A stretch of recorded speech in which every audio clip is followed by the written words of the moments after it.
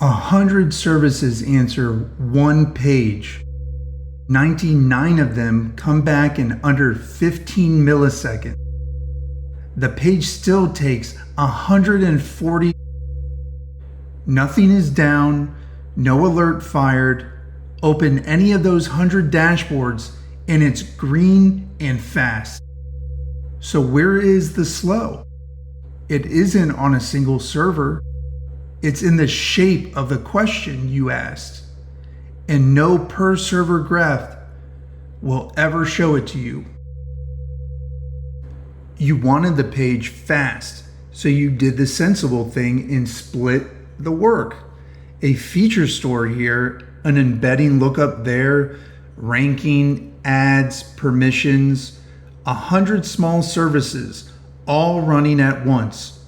Running them in parallel is the fast choice.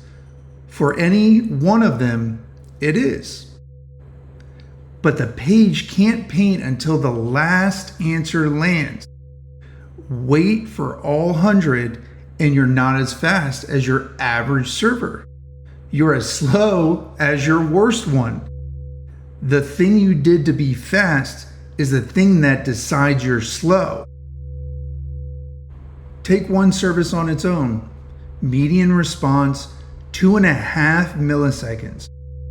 99th percentile, 14. This is a server nobody pages about. But 99th percentile, 14 milliseconds, says something else quietly. One request in 100. This healthy server is slower than that. A garbage collection kicks in. A cache misses. Not broken, just its bad hundredth. Now stand 100 of these behind one request and ask the real question, not how fast is a server, what are the odds that all 100 dodge their bad hundredth on the very same request? Each one behaves 99 times in 100, 99% to the 100th power, 37%, which leaves 63% of requests waiting on a server having its bad hundredth. You never made the servers worse. You asked 100 of them to be good at the same instant. So I ran it, 2 million requests, each fanning out to 100 healthy servers, seeded so you can run it yourself. 63% came back slow. One server passed its own 99th percentile. The arithmetic held. Then I read the request's own numbers, the ones no single dashboard shows. A server's 99th percentile was 14 milliseconds. The request's 99th percentile was 144, 10 times worse. And every server in it was one you'd call fast. That number only exists when you wait on all of them. The milliseconds are this model's. The 63% is everyone's. Google's engineers called it the tail at scale. The reason one straggler can sink you is that 100 servers each roll their own dice on their own. With that many independent rolls, one of them comes up bad almost every time. But independence runs both directions. A slower server's bad luck has nothing to do with anyone else's. So the moment a server crosses its 5th percentile, about 5.5 milliseconds, send the same request again to a different server and take whoever answers first.